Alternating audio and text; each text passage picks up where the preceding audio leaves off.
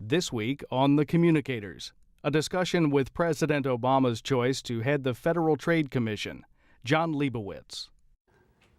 Well, one of the agencies that's involved in telecommunications policy is the Federal Trade Commission, and the new chairman is Joel Leibowitz, and he's our guest this week on the Communicators.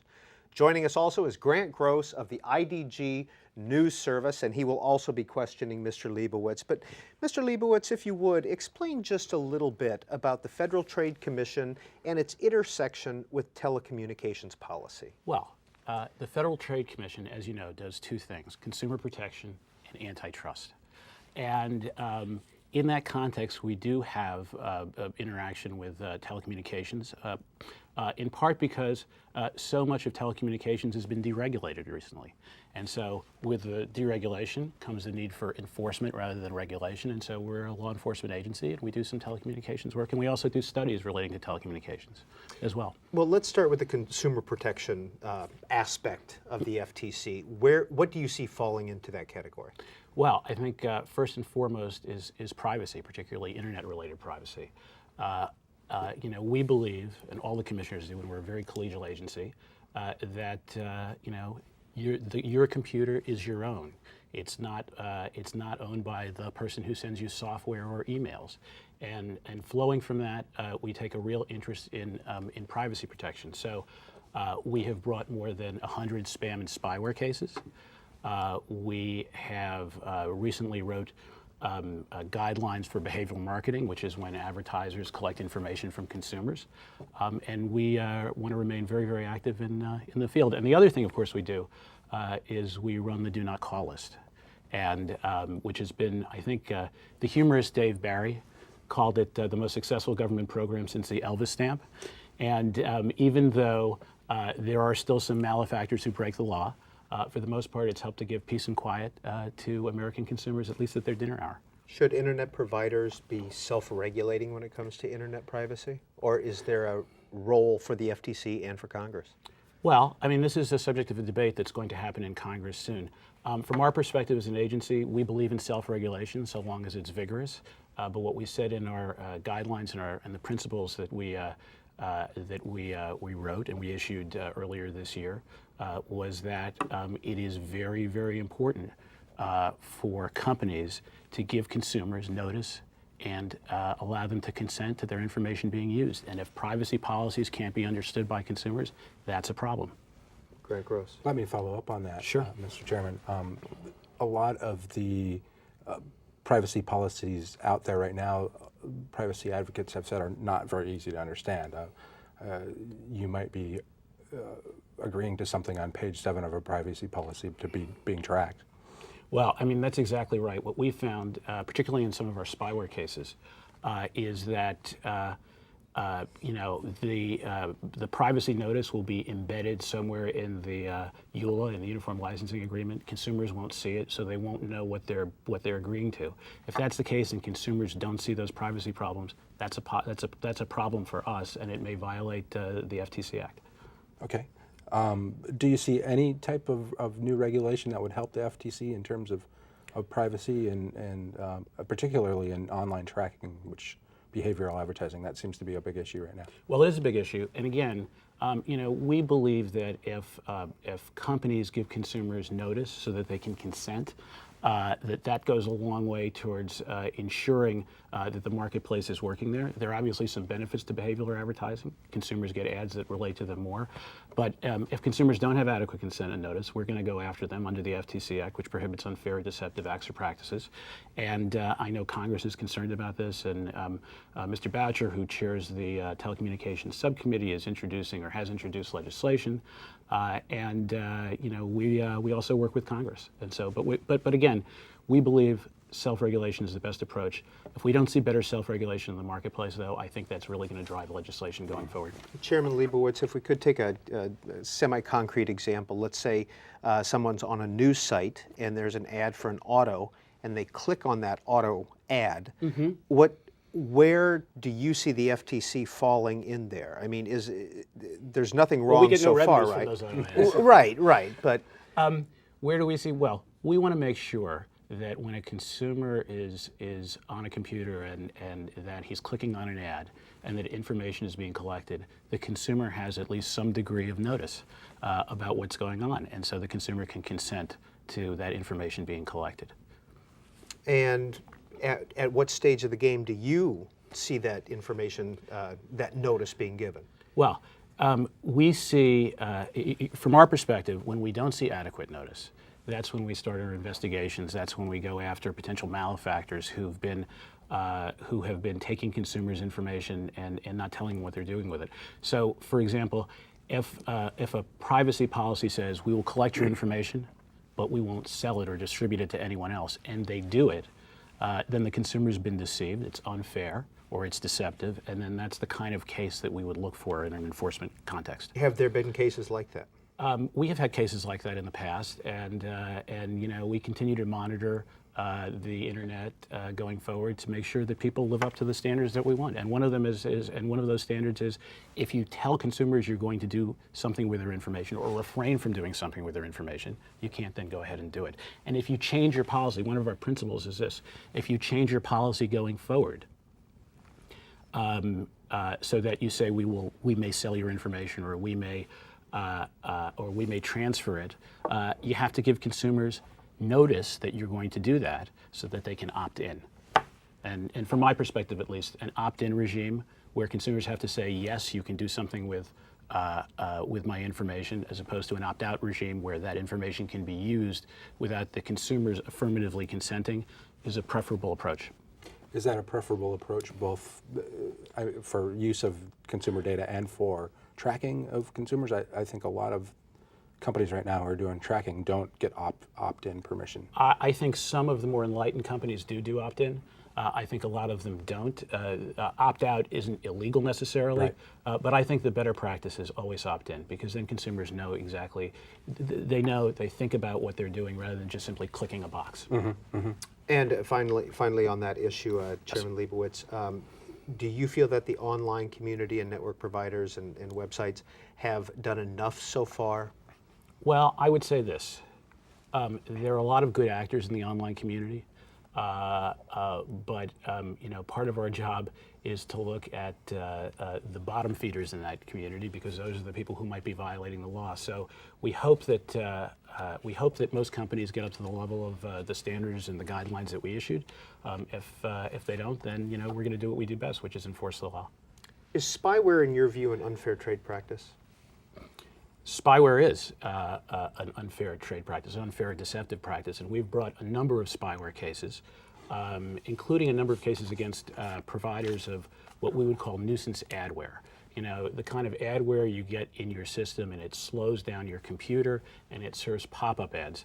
We brought one case against a company that admitted in its own court papers to providing 6.9 billion pop-up ads in consumers' computers. We went after them, we stopped the practice, and I think the company eventually went out of business. It's one of the things we're most proud of. Sorry. Sure.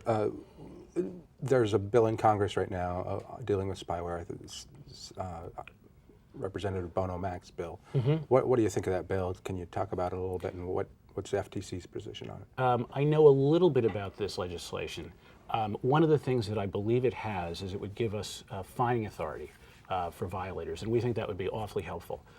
Because right now under the FTC Act, we can get disgorgement of profits, we can get redress for consumers, but it's hard to calculate redress in a spyware context, right? Because even though 6.9 billion pop-up ads is a huge problem in the aggregate, for you it might only be 40 or 50 a day, right? And it's hard to put a monetary calculus on that. So we'd like to have fining authority. I believe that's in her bill, and we're supportive of it. She also defines spyware in the bill fairly broadly to include basically any computers that upload and download information to other computers. That's raised some concerns among tech companies. Does that concern you as well? Well, spyware is something, from our perspective, it's hard to define spyware. I'd have to go back and look at the definition in her legislation. I know she and the committee have been trying to fine tune it. But to some extent, spyware, you sort of know it when you see it. And it's hard to define, but you know it when you have it in your computer. right? Right. When it's serving you pop-up ads, when it's slowing things down, when it's when it's engaging in criminal activities like helping to facilitate phishing, for example. Chairman Leibowitz, in 2007, I believe it was, you made a speech. You were a member of the commission at the time. You were not chairman. But you said that broadband providers do not have a history of being particularly interested in or good at developing new applications or content. What did you mean by that, and why? Well, I think if you go back through the history of incumbent telecommunications providers and starting with AT&T, which was the dominant provider for decades, you didn't see a lot of new innovations. And the reason why is because you didn't see competition. The marketplace works best when you have competition, when you have a dominant monopolist, as you did with AT&T for many, many decades. They're less interested in innovating. Sometimes it's the little guy that innovates, and sometimes it's almost invariably the competitor that does. Do you feel that there is enough competition in broadband services right now?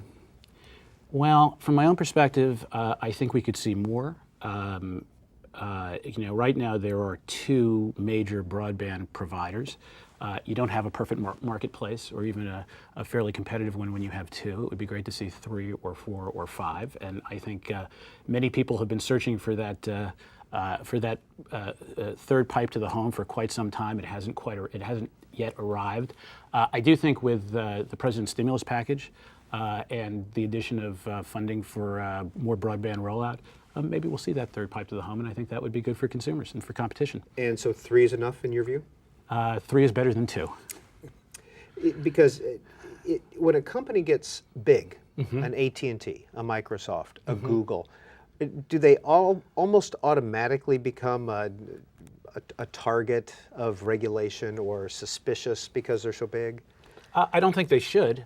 And I think from our perspective, and I'm sure from the Department of Justice's as well, they have the Antitrust Division, and Christine Varney is their new and wonderful head. I don't think we look at them as a target simply because they're dominant.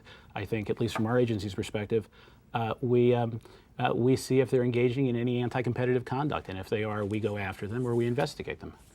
And if we could, very quickly, just comment on a news story this week that Google says it's in talks with the FTC on antitrust issues. What can you tell us about this?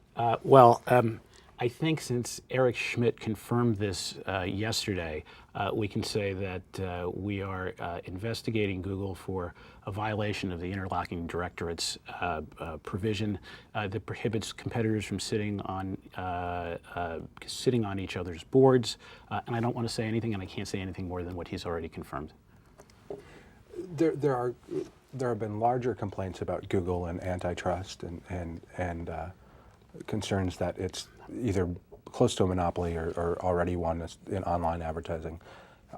Does that concern you at all, Google's position? Well, Google certainly has a dominant position in search advertising. I think there's no doubt about that. From our perspective, just having a dominant position doesn't in any way violate the law. It's if you do something, as the Justice Department alleged in the 1990s, like Microsoft did, to exclude competitors illegally, that's when it becomes a problem. I mean, if you get to a dominant position or a monopoly position by virtue of your own acumen, that's really the American way. We want to see that. So you don't see Google as abusing its power right now? I certainly don't see Google as abusing its power right now, no. Okay. I think, and it also it's brought many benefits to consumers. This is the Communicators program. Our guest this week is Federal Trade Commission Chairman Joel Leibowitz. Here helping doing the questioning is Grant Gross of the IDG News Service. IDG stands for International Data Group. Mr. Gross, next question. You mentioned that the FTC regulates the do not call list. And it seemed to work very well for a while. It seems to be working a little less well these days. I keep getting calls about credit cards and auto warranties and things like that. Are they getting it better at avoiding the list? Well, we think the list works fairly successfully, but there are always going to be some malefactors that violate it. In the auto warranty context, I think many of us have gotten those calls. We actually voted out a major complaint today against someone we believe is responsible for many of them. We haven't filed the case yet, so I'm not allowed to give you the name of the company, but stay tuned. We should be filing early next week. And just a little bit about our guest, John Leibowitz. He spent many years up on Capitol Hill. He was chief of staff to Senator Herb Kohl. He also served as a Democratic chief counsel and staff director for the Senate Antitrust Subcommittee, where he focused on competition and telecommunications matters, and he also worked with the Motion Picture Association of America. So you come from a technology background in many ways. To some extent, yes. And how does that help you in your current job? Well, I mean, I think that, so much of American business and international business and commerce is based on, the new technologies that we all use and we all benefit from. So I think that helps in a lot of ways. And how does the FTC work with the FCC on a lot of these telecom policy issues? Well, we work together. We do a lot of consumer protection. They do some as well. They have expertise on telecommunications issues. So, for example, we brought some investigations, and we worked very closely with the FCC on pretexting, where people called up to get people's personal information, pretending to be those people. So it was used for phishing, it was used for just inappropriate conduct, and we work closely with the FCC, and the next likely FCC chair, Julius Janikowski, is a basketball buddy of mine. He schools me on the court all the time, and I think we'll be working closely when he arrives. Now, what about the Congress? Henry Waxman, Jay Rockefeller, the two members who are basically in charge of a lot of telecommunications policy. Rick Boucher is also very active. Do you see an activist Congress this year?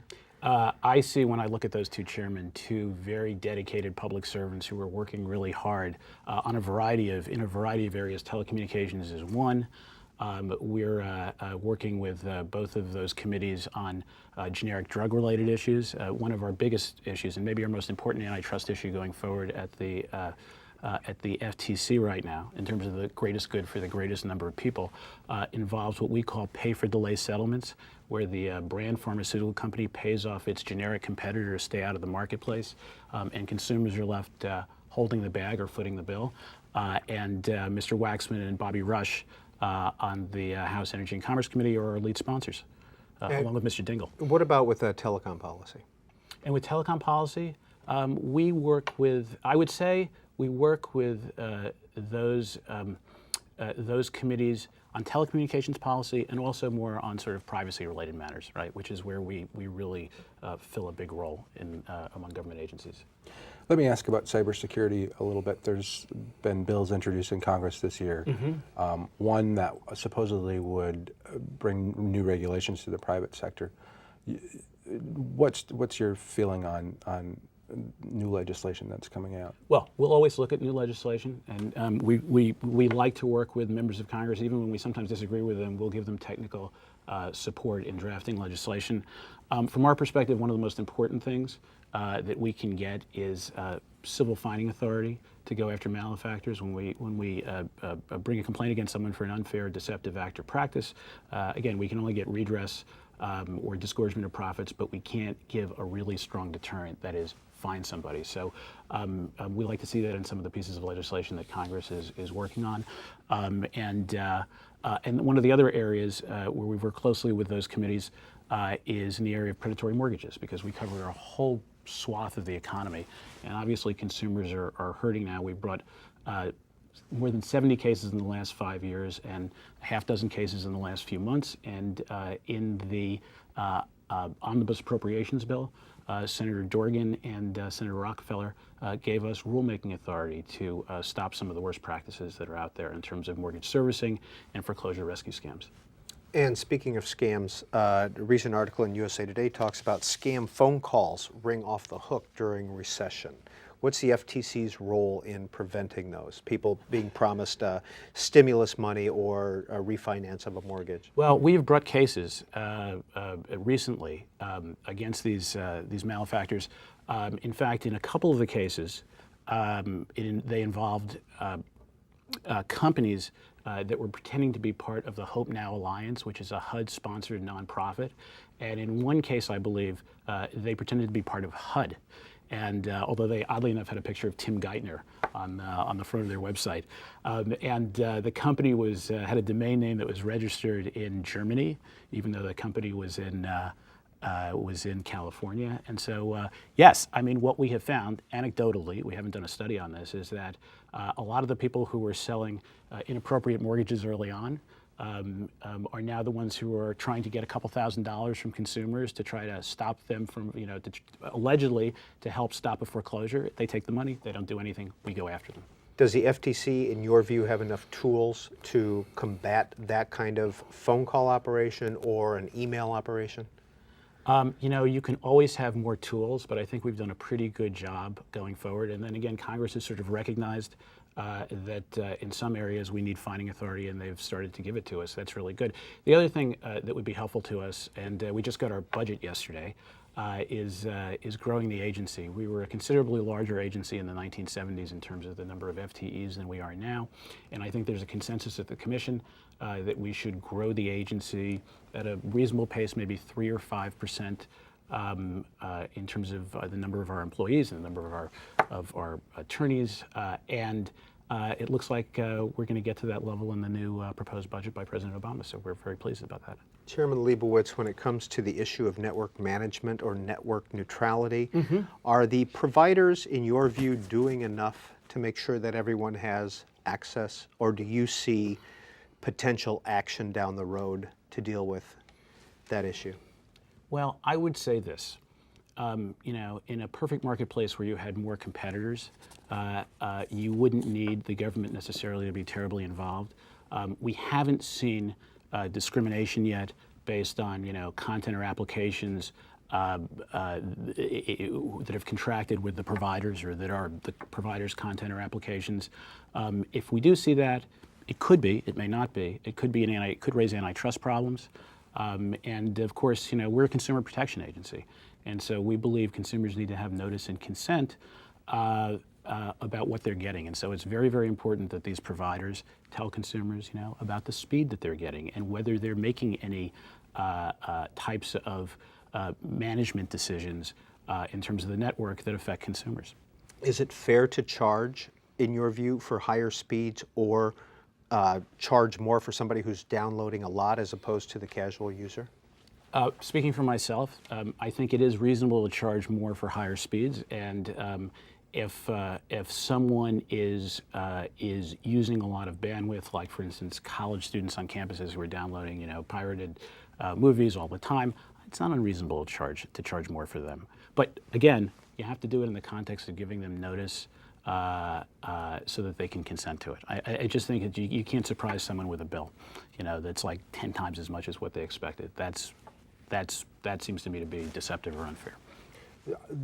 Your comments just now suggest that the FTC could potentially look at net neutrality issues, network management issues. That's been kind of the domain of the FTC the past few years.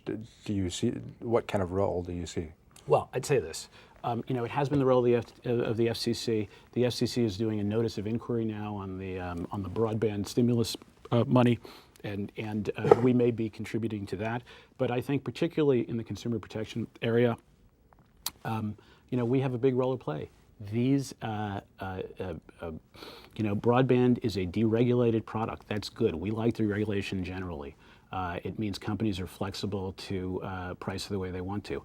But when you have deregulation, you also need law enforcement to make sure that people do the right thing.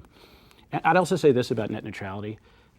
We held a workshop on net neutrality a couple of years ago. We wrote a report on it, and what struck me was that each side spun this story of like dystopian nightmares if the other side's policy prescriptions were going to occur. And it seems to me that there could be, and I'm hopeful going forward on this issue, a useful toning down of the rhetoric.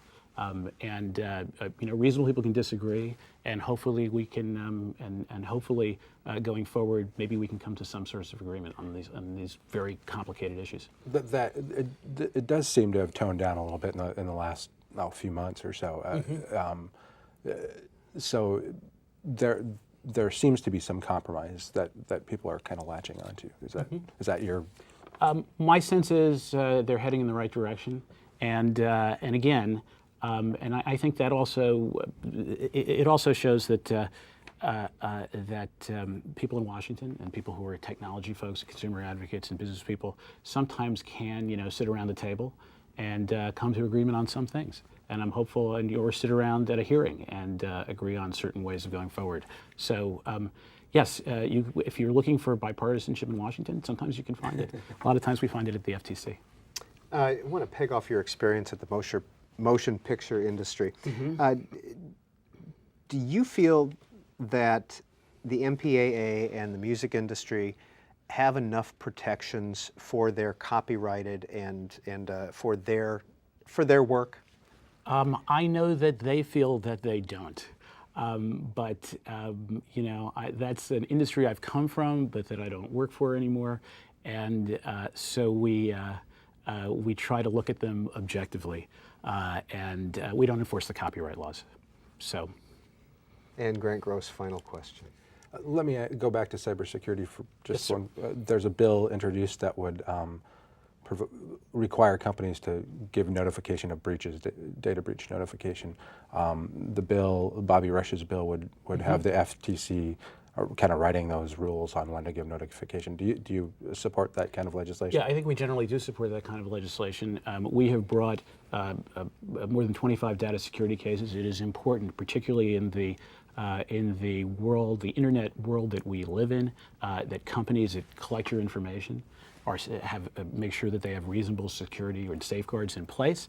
And one of the things that legislation would do is give us fining authority to go after people who don't. We've already brought cases, but again, mostly they involve ceasing and desisting and sometimes some redress to consumers. But data security is an awfully important area for us going forward and for American consumers. The online world is basically 20 years old tops. It's been pretty self-regulating up to this point. Do you foresee in the future, 10 years down the road, that this will all change? Well, it's hard to see even 10 months down in the future sometimes.